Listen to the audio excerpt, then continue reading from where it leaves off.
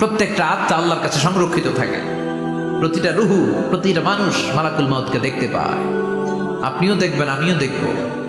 মুমিনদের কাছে এসে মালাকুল মাউত একজন যুবকের বেশে সাদা ধবধবে জুব্বা পরে সুগন্ধি মেখে মুমূর্ষু ব্যক্তির শিয়রে বসে বলে, ইয়া আইয়াতুহান নাফসুল মুতমাইন্নাহ, হে প্রশান্ত আত্মা, উখরুজি ইলা মাগফিরাতুল্লাহি ওয়া রিদওয়ানি, আল্লাহর ক্ষমা আর দয়ার দিকে বের হয়ে আসো।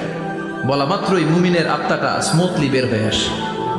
কাফান মিন আকফানিল জান্নাহ, হানুত মিন হানুতিল জান্নাহ, জান্নাত থেকে আনা সুগন্ধি কাফনের মধ্যে পেঁচিয়ে তিনি রূহটাকে নিয়ে ইল্লিনে চলে যায়। সরাসরি দেখে মালাকুল মাউতকে। আর যারা ইসলাম বিরোধী, কোরআন বিরোধী, তাদের সামনে এসে মালাকুল মাউত ত্রাস সৃষ্টি করে। আগে ধমক, মালাকুল মাউত এসে কাফের, নাস্তিক, মুশরিকদের সামনে এসে এরকম একটা ত্রাস সৃষ্টি করে।